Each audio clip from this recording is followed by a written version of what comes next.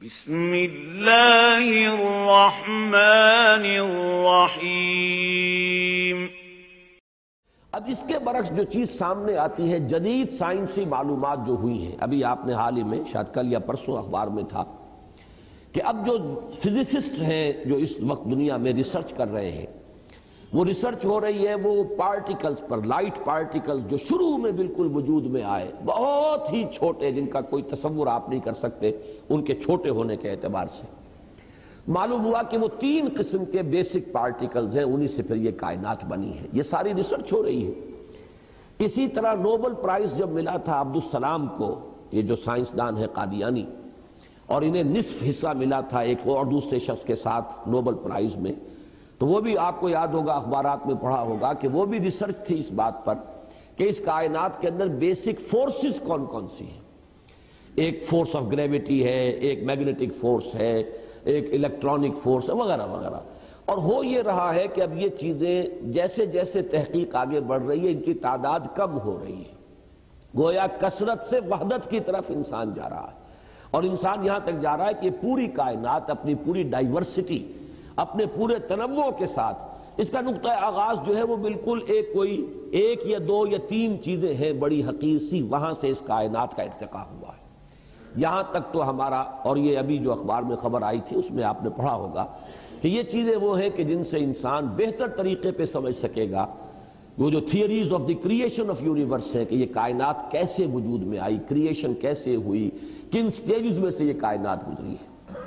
بہرحال میں اس کے ضمن میں اپنا ایک مطالعہ یا حاصل مطالعہ، تفاصیل میں نہ جانے کا اس وقت کوئی موقع ہے، اور نہ ہی میں اتنی تفصیلات سے آگاہ ہوں۔ یہ تو یوں سمجھیے کہ ہائیسٹ لیول ہے اس وقت فزکس کی ریسرچ کا، وہی لوگ اس سے صحیح طور پر جو ہے وہ ذہناً اس کے ساتھ چل سکتے ہیں کہ جن کا اصل مضمون ہی فزکس ہے اور اسی کے بارے میں وہ غور و فکر کرتے رہے ہوں۔ میرا معاملہ وہ نہیں ہے، لیکن ایسا محسوس ہوتا ہے، اور مجھے اس پہ کامل انشراح ہے کہ اتنی کامل کوریلیشن ہوتی ہے قرآن اور سنت میں اور جدید سائنس میں کہ پھر اس کے بعد ذہن میں کوئی اشتباہ کسی قسم کا جو ہے کوئی اشکال نہیں رہ جاتا۔ میری تعبیر جو ہے اس کو غور سے سن لیجئے۔ میرے نزدیک ذات باری تعالیٰ میں کوئی تنزل نہیں ہوا، یہ بہت بڑی اللہ کی جناب میں ایک بڑی گستاخی ہے جنہیں ہمارے ہاں تنزلات سے تعبیر کیا گیا ہے کہ ذات واحد، ذات باری تعالیٰ ہی نے تنزل اختیار کیا ہے۔ معاذ اللہ ثم معاذ اللہ ثم معاذ اللہ، وہ تو وراء الورا ہے، ثم وراء الورا ہے، اس سے کہ وہ تنزل اختیار کرے۔ ہوا کیا ہے؟ قرآن کہتا ہے کہ ایک لفظ کن ہے جس سے کہ اس کائنات کی تخلیق ہوئی۔ اللہ تعالیٰ کے اس ایک حرف کن نے سب سے پہلی شکل جو اختیار کی ہے وہ وہی پارٹیکلز ہیں، نور کے سب سے چھوٹے چھوٹے پارٹیکلز۔ یہ خنک نور کا دور ہے جس میں کہ حرارت نہیں تھی، گرمی نہیں تھی، ٹھنڈی روشنی، ایک بسیط نور تھا کہ جو اس حرف کن کے ذریعے سے وجود میں آیا ہے۔ یہ جو دور ہے خنک نور کا، ذہن میں رکھیے، اس میں ابھی حرارت نہیں ہے، اس میں گرمی نہیں ہے، جو بھی ہے اندر پوشیدہ ہے اس کے، وہ بعد کا مرحلہ آئے گا جب میں عرض کروں گا۔ اس خنک نور کے دور ہی میں 2 چیزیں اللہ نے اس سے پیدا کی جو صاحب شعور اور صاحب تشخص ہے۔ ایک ارواح انسانیہ، وہ بھی نورانی ہے، اس نور سے بنی۔ دوسرے ملائکہ، وہ بھی نورانی ہے اور اس نور سے بنے۔ اور یہاں پر میں وہ چیز جوڑ دوں کہ جو ہمارے ہاں منسوب تو ہے بریلویوں کی طرف کہ وہ اس سے زیادہ شغف رکھتے ہیں اور بیان کرتے ہیں، لیکن میں بھی اس کو تسلیم کرتا ہوں کہ اس میں ہرگز کوئی خلل واقع نہیں ہوتا ہے ہمارے اعتقادات کے اندر، اور ہماری جو بھی توحید کا تصور ہے اگر یہ مانا جائے کہ سب سے پہلے اللہ نے حضور صلی اللہ علیہ وسلم کی روح کو پیدا کیا، کیونکہ ابتدائی مرحلہ یہی ہے۔ یہ خلق نور کا دور ہے جبکہ ابھی نہ کوئی ناری کرے تھے، نہ کہیں کسی طرح کی خاک وغیرہ کا کوئی مسئلہ تھا۔ اس کائنات میں اللہ تعالیٰ کے حرف کن نے ایک خنک روشنی کی شکل اختیار کی تھی، اس سے پیدا کی گئی ارواح انسانیہ، انہی میں ایک روح محمدی ہے صلی اللہ علیہ وسلم۔ تو اگر سب سے پہلے اللہ نے اسی کو بنایا ہو تو اس میں کوئی حرج واقع نہیں ہوتا، وہ بھی مخلوق ہے، وہ بھی اللہ کے بنانے سے وجود میں آئی ہے، صرف ایک تقدم زمانی اسے حاصل ہے کہ سب سے پہلے اللہ نے نبی اکرم صلی اللہ علیہ وسلم کی اس روح مبارک کو اس نور سے پیدا کیا، لیکن اسی نور سے تمام انسانوں کی ارواح پیدا کی گئی، اور انہی سے وہ عہد لیا گیا تھا لست بربکم قالوا بلا، اور اسی نور سے ملائکہ پیدا کیے گئے ہیں، جس کے بارے میں حدیث میں آپ کو بتا چکا ہوں کہ حضرت عائشہ صدیقہ رضی اللہ تعالی عنہ سے مروی ہے حضور کا یہ قول کہ اللہ تعالیٰ نے فرشتوں کو نور سے پیدا کیا۔ اس کے بعد تنزل کا مرحلہ آتا ہے۔ اب تنزل کس میں ہو رہا ہے؟ تنزل ذات باری تعالیٰ میں نہیں ہے، معاذ اللہ ثم معاذ اللہ، یہ اللہ تعالیٰ کے ایک امر کن کی جو شکل ہوئی ہے، در حقیقت اب اس میں تنزل ہو رہا ہے۔ وہ دوسرا تنزل جو ہے وہ یہ ہے کہ اس خنک نور میں بڑے بڑے ایکسپلوژنز ہوئے ہیں اور ناری کرے وجود میں آئے۔ یہ ذہن میں رکھیے کہ ایک شے ہے، اس کے اندر کوئی حرارت مخفی ہے، ظاہر نہیں ہو رہی۔ ایٹمز ہے، ایٹمز کے اندر بہت بڑی انرجی ہے، ظاہر نہیں ہو رہی۔ اس خنک نور کے اندر بھی وہ انرجی موجود تھی لیکن انسولیٹڈ تھی، اس کا ظہور نہیں تھا۔ لیکن جب ایکسپلوژنز ہوئے ہیں تو پھر یہ کہ بڑے بڑے ناری کرے وجود میں آئے۔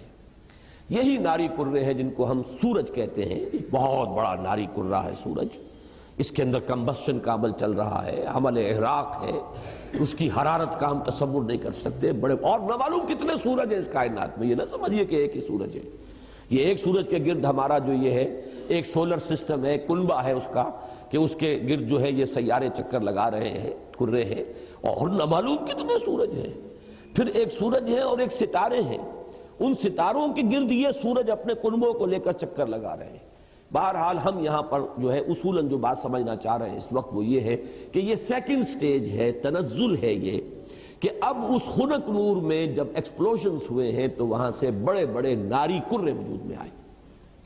یہ ایکسپلوژن کا لفظ میں جان بوجھ کر بول رہا ہوں اس لیے کہ جدید سائنس میں، جدید فزکس میں ایک لفظ استعمال ہوتا ہے دی بگ بینگ تھیوری، اس کا نام ہی ہے دی بگ بینگ تھیوری، کہ ایسا معلوم ہوتا ہے کہ ایک وقت میں کوئی بہت بڑا دھماکہ ہوا جس سے کائنات وجود میں آئی۔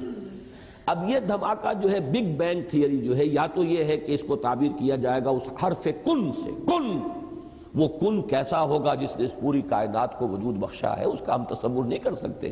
یہ ہم کہہ رہے ہیں کن، لیکن اللہ کا وہ کلام جب صادر ہوا ہو اور حکم ربی امر کن جو ہے اس کی کیا کیفیت ہوگی، تو یا تو بگ بینگ جو ہے یا تو اس سے تعبیر کیا جائے، اور یا یہ کہ جو یہ ایکسپلوژنز ہوئے ہیں اس خنک نور نے جو ناری کروں کی شکل اختیار کی ہے، تو یہ بگ بینگ ہے، یہ دھماکہ ہے۔ یہ دور ہے کہ جس میں اس آگ سے اللہ نے تیسری مخلوق پیدا کی۔ میں نے اب پہلے دو کر دیے نا، نور سے دو مخلوق، انسانی ارواح اور ملائکہ۔ دوسری سٹیج پر یہ تیسری مخلوق پیدا ہوئی ہے، جنات ہیں، یہ آگ سے بنائے گئے ہیں۔ قرآن بار بار کہتا ہے وَالْجَانَّ خَلَقْنَاهُ مِن قَبْلُ مِن نَارِ السَّمُومِ، قرآن مجید میں سورہ رحمان میں بھی ہے، اللہ تعالیٰ نے انسان کو پیدا کیا ہے مٹی سے، لیکن یہ کہ انسان کو بنایا ہے آگ کی لپٹ سے۔ بار بار آیا ہے یہ مضمون تو قرآن مجید میں، اور جنوں کا معاملہ جو ہے، اور یہ کہ سورہ ہجر میں فرمایا گیا وَالْجَانَّ خَلَقْنَاهُ مِن قَبْلُ، یہ پہلے پیدا ہوئے انسانوں سے۔ لہذا یہ دوسری سٹیج ہے جس میں کہ جنات کی تخلیق ہوئی ہے اس آگ کی لپٹ سے۔ اس کے بعد جیسا کہ آپ کو معلوم ہے، اس حد تک تو میں سمجھتا ہوں کہ آگے اکثر لوگوں کے علم میں ہے جنہوں نے بھی کچھ فزکس پڑھی ہے ابتدائی، کہ پھر نظریہ یہ ہے کہ یہ جو بڑے بڑے ناری کرے تھے، یہ جب تیزی کے ساتھ حرکت میں تھے تو ان سے کچھ حصے ٹوٹ ٹوٹ کر ان سے علیحدہ ہوئے اور انہی کے گرد چکر لگانے لگ گئے۔ یہ ہیں در حقیقت ان سورج کے گرد جو یہ سیارے وجود میں آئے ہیں، یہ کرے جو ہیں۔ پھر یہ ٹھنڈے ہونے شروع ہوئے، اور ان میں جب ٹھنڈا ہوا ہے وہ ناری کرہ، تو اوپر جو ہے کرسٹ آیا، راکھ، جیسے انگارے کے اوپر راکھ آ جاتی ہے، راکھ ٹھنڈی ہوتی ہے، اندر انگارہ موجود ہے، ذرا سی راکھ ہٹ جائے اگر اور آپ کی انگلی جو ہے اس انگارے کو ٹچ کر جائے تو جلے گی، لیکن اگر راکھ اوپر ہے تو وہ آپ کو محسوس نہیں ہوگا۔ اور چونکہ ٹھنڈی چیز سکڑتی ہے، لہذا اس کے اندر اب دراڑیں پڑی ہیں، کہیں پہاڑ بن گئے، کہیں غاریں بن گئی، ساتھ ہی ان کے ٹھنڈے ہونے کی وجہ سے بخارات نکلے ہیں، انہی میں سے نکلے ہیں، انہی کروں میں سے بخارات نکلے ہیں۔ یہ بخارات ہیں جنہوں نے اوپر جا کر وہ جسے ہم فضا کہتے ہیں، ایٹماسفیئر، جس کے اندر گیسز ہیں، یہ یہیں سے انہی کروں کے ٹھنڈے ہونے سے وہ بخارات نکلے ہیں۔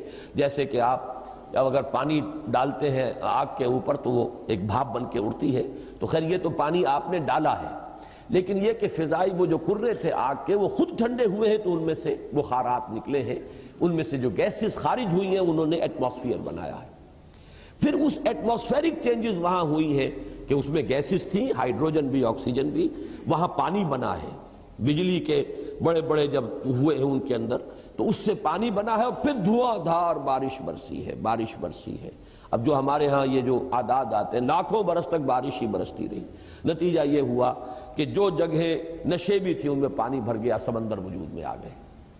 اب جہاں سمندر اور مٹی کا باہمی ربط تھا، یہ جو دلدلی علاقے کہلاتے ہیں، یہاں وہ ان آرگینک کمپاؤنڈز نے آرگینک کمپاؤنڈز کی شکل اختیار کی۔ یہاں سے حیات ارضی کا آغاز ہوا۔ وہ حیات نباتاتی بھی ہے اور وہ حیات حیواناتی بھی ہے، یہاں سے اس کا آغاز ہوا۔ گویا کہ کل حیوانات اور کل نباتات جو کرۂ ارضی پر موجود ہیں، وہ سب کے سب در حقیقت اسی کرسٹ آف دی ارتھ سے وجود میں آئے ہیں۔ پانی اور اس مٹی کا امتزاج اور دلدل کی شکل اس کا بن جانا، اور وہاں سے ان آرگینک کی بجائے آرگینک کمپاؤنڈز کا وجود میں آنا، اور اس سے حیات کا آغاز، خواہ وہ نباتاتی حیات ہو اور خواہ وہ حیواناتی حیات ہو۔ اس حیات کا ارتقاء ہے کہ جو پھر انسان تک پہنچا ہے، وہ اس حیات، سمجھیے کہ حیات ارضی، چاہے نباتاتی ہو اور چاہے حیواناتی ہو، اس کی چوٹی کی جو شخصیت ہے وہ انسان ہے۔ چونکہ قرآن مجید بھی یہی کہتا ہے، انسان کو مٹی سے بنایا، کہیں کہتا ہے مٹی تراب سے بنایا، کہیں کہتا ہے تین سے بنایا، تین گارے کو کہتے ہیں۔ گارا جب مٹی کے اندر پانی ملا کے گوندھ دیا جائے تو گارا بنا۔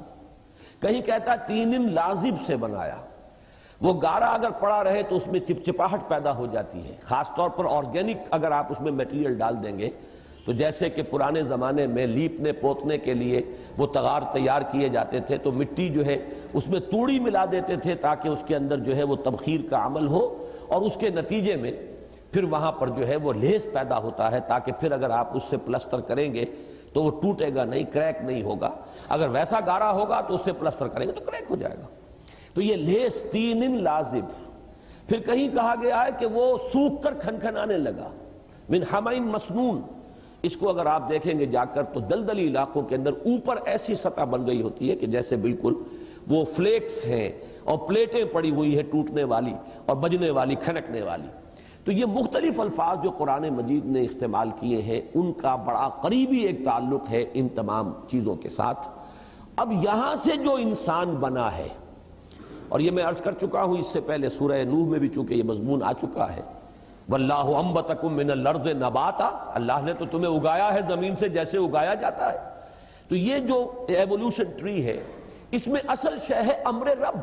جب بھی چینج آئی ہے اللہ کے حکم سے آئی ہے، یہی امر رب ڈارون کو معلوم نہیں، اسی کی تلاش کے اندر اس نے وہ تھیوری بنائی، سروائیول آف دی فٹسٹ اور اسٹرگل فار ایگزسٹنس، اور پھر یہ کہ ایکوائرڈ کیریکٹرز کا تھرو ہیریڈیٹی جو ہے منتقل ہو جانا اگلی نسل کو، اور اس کے ایکومولیشن سے نئی ایک نوع کا وجود میں آ جانا، یہ پورا فلسفہ ہے ڈارون کا، اور یہ ثابت نہیں ہو سکا آج تک۔ البتہ ارتقاء وہ میں عرض کر چکا ہوں، اس کو تو مسلمانوں نے سب سے پہلے، حکماء جو ہے ابن مسکوہ اور مولانا روم سب سے پہلے ارتقاء کی بات کرنے والے تو وہ ہیں۔ لہذا یہ جو عمل ہے اس میں امر رب ہے ہر جگہ پر کہ جس نے کہ کام کیا ہے ایک سے دوسری چینج میں، لیکن نتیجہ کیا ہوا ہے؟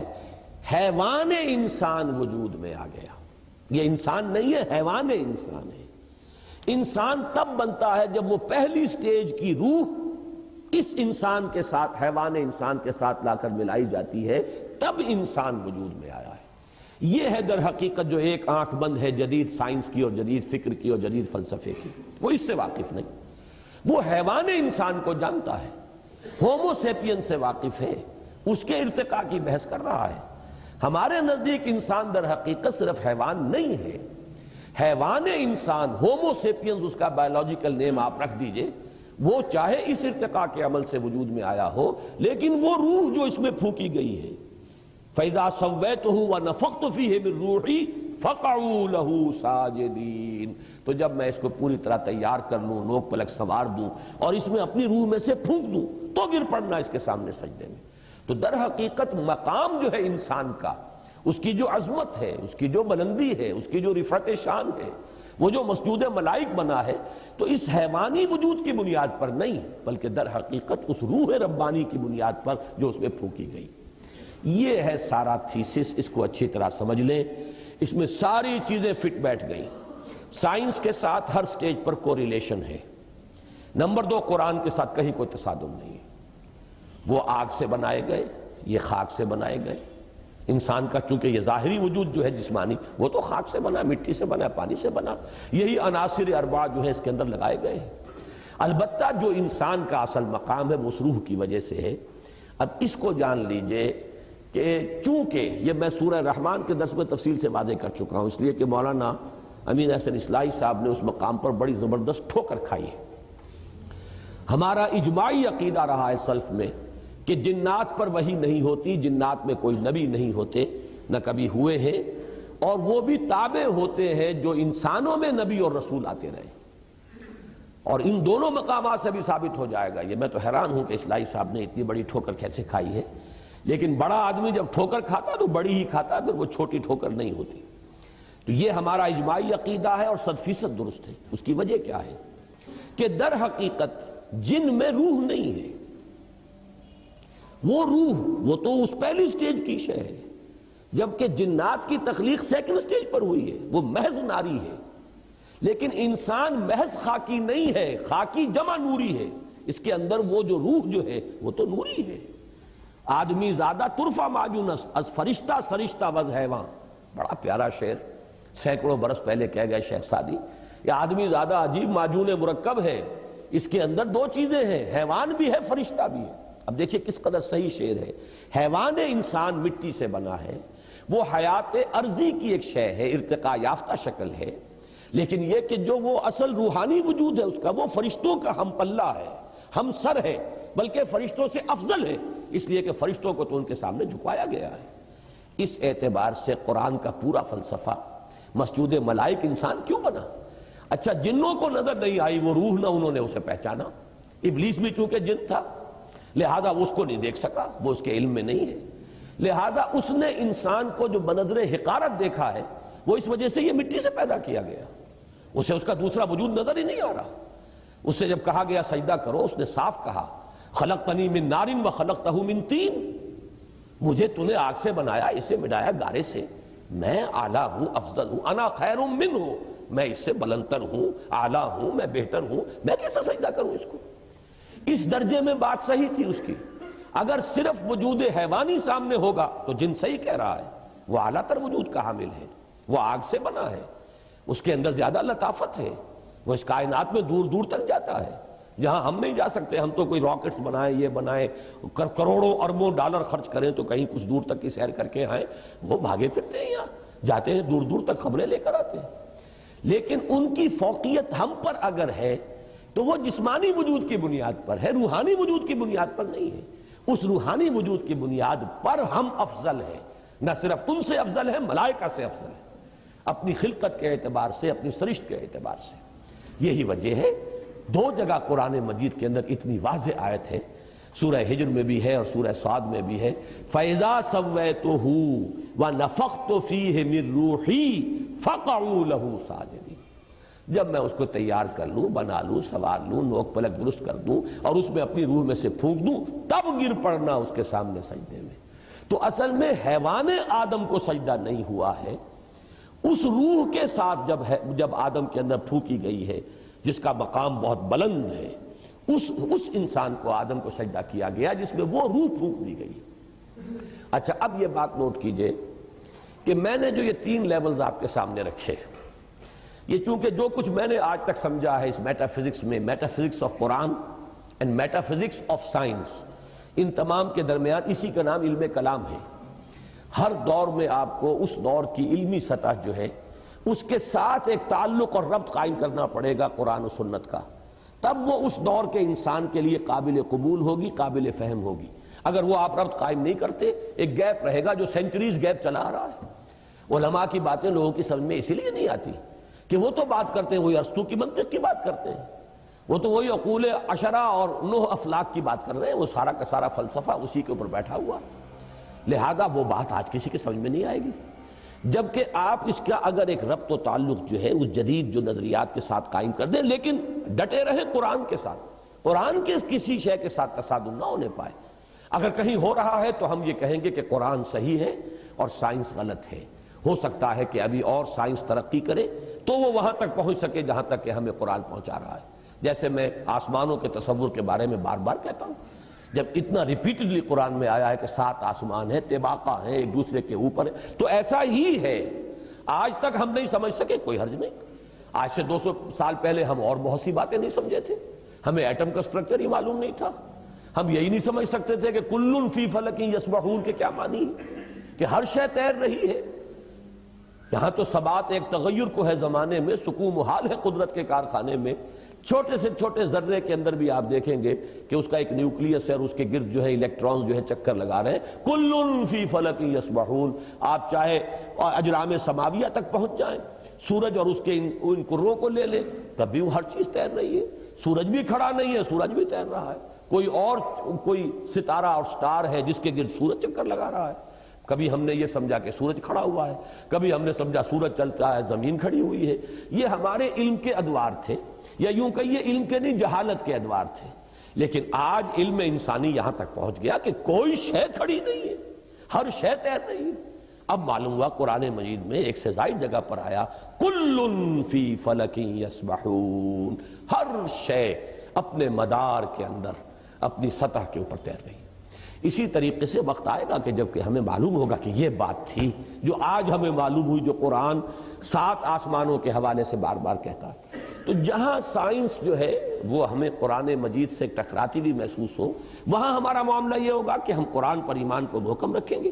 ہم سمجھیں گے یہ آیت متشابہات میں سے ہے، اس کا مفہوم ابھی ہم نہیں سمجھ سکتے، لیکن ہمارا ایمان آمنا بہ کل من عند ربنا، یہ پورا قرآن متشابہات ہوں یا محکمات ہوں ہمارے رب کی طرف سے ہے، ہم سب پر ایمان رکھتے ہیں.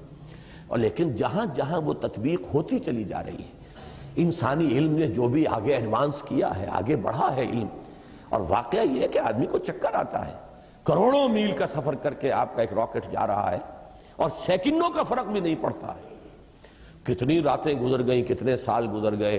11 سال کے اندر وہ پہنچا تھا وہاں، جو وہ آخری ہمارا اس جو کنبہ ہے سورج کا، اس کا جو سب سے آؤٹ موسٹ جو ہے اس تک پہنچا ہے 11 برس میں. سن 77 کا چلا ہوا، سن 88 میں پہنچا ہے. لیکن پورا حساب کتاب صحیح جو یہاں پر بیٹھ کر کیلکولیٹ کیا گیا تھا اسی کے مطابق وہ وہاں پہنچ گیا. تو یہ انسان کی ترقی جو ہے، یہ یوں سمجھیے کہ سٹیگرنگ انسان کا چکر آتا ہے کہ کہاں تک انسان پہنچ گیا ہے. اب اس علم کو آپ نظر انداز کیے رکھیں، اس سے کوئی گفتگو ہی نہ ہو، وہ بس اور آپ چلتے رہیں. وہی پرانے مفسرین نے جو کچھ کہہ رہے، وہ پرانے مفسرین وہ خائن نہیں تھے، بددیانت نہیں تھے، لیکن کیا کرتے، ان کے پاس معلومات کا ذخیرہ ہی نہیں. ابھی وہ معلومات کا اتنا لمبا چوڑا ذخیرہ ان کے پاس موجود ہی نہیں. جو کچھ تھا اسی کے اوپر وہ کام کر رہے تھے. تو سائنٹیفک معاملات میں یہ سمجھ لیجئے، میری اب تک کی سوچ کا جو حاصل ہے وہ میں نے آج آپ کو بتایا ہے. اول تو میں شدید اختلاف کر رہا ہوں تنزلات کا جو فلسفہ ہے اہل تصوف کے ہاں، وہ تنزلات ذات قرار دیتے ہیں، ذات باری تعالیٰ کے تنزلات ہیں، معاذ اللہ ثم معاذ اللہ ثم معاذ اللہ. ہاں یہ تنزلات کا سلسلہ جو تنزلات ستہ کہا جاتا ہے کہیں کچھ اور، لیکن میرے نزدیک یہ تنزلات 3 ہیں، 3 لیولز ہیں اس کے. اور یہ تنزلات جو ہیں در حقیقت اللہ کے اس امر کن سے جو شے وجود میں آئی ہے. اولاً وہ ایک خلق نور تھا، وہ بھی ایک شے ہے، ایک خارجی حقیقت رکھنے والی شے ہے. اس مرحلے پر 2 صاحب شعور، صاحب تشخص ہستیاں پیدا کی گئیں، ارواح انسانیہ اور ملائکہ. اور ان میں جیسا کہ میں نے عرض کیا قطعاً کوئی چیز توحید کے منافی نہیں ہے اگر یہ بات مانی جائے کہ سب سے پہلے جو پیدا کیا گیا وہ نور محمدی ہے، یعنی روح محمدی. نور محمدی در حقیقت روح محمدی کا نام ہے، اس لیے کہ روح جو ہے نوری الاصل ہے. وہ جو اقبال نے کہا ہے ایک نقطہ نوری، یہ جو ہے خاک کے اندر پنہا، غافل تو نرا صاحب ادراک نہیں ہے ذوق تجلی بھی اسی خاک میں پنہا، غافل تو نرا صاحب ادراک نہیں ہے. تو یہ جو ہمارا شعور ہے میں در حقیقت اس روح کی بنیاد پر ہے، اور وہ روح جو ہے نوری الاصل ہے، میری بھی آپ کی بھی. اگرچہ وہ نور محمد الرسول اللہ صلی اللہ علیہ وسلم کی روح کا جو معاملہ ہے، ہم ویسے اگر کہیں گے تو کہاں ہم اور کہاں وہ، زمین و آسمان کا فرق ہے. ہمارا وہ نور جو ہے ہمارے نفس کی ظلمانیت کے اندر گم ہو گیا، اور وہاں وہ جو نور ہے وہ اپنے نفس کے اوپر ایسے غالب ہے کہ حضور نے جیسے کہ فرمایا کہ شیطان تو میرے ساتھ بھی ہے لیکن میں نے اسے مسلمان بنا لیا ہے، جبکہ ہمارا شیطان ہم پر حاوی ہے۔ ہمارا وہ ٹمٹماتا ہوا چراغ جو ہے کبھی کبھی اس کی ہمیں کوئی رمق جو ہے وہ کبھی محسوس ہوتی ہے۔ یہ بڑا پیارا جملہ ہے ابن سینا کا، بڑا پیارا جملہ ہے۔ ظاہر بات ہے فلسفی تھے اور ان کی بہت سی باتوں سے ہمیں اختلاف ہے، لیکن یہ کہ بہت سی باتیں ان کی بڑی بلند بھی ہیں۔ یہ جملہ نوٹ کرایا تھا ہمیں مولانا منتخب الحق صاحب مرحوم نے، جو ایک مرتبہ ہمارے یہاں محاضرات میں بھی آئے تھے، میرے استاد تھے جب میں ایم اے اسلامیات کر رہا تھا کراچی۔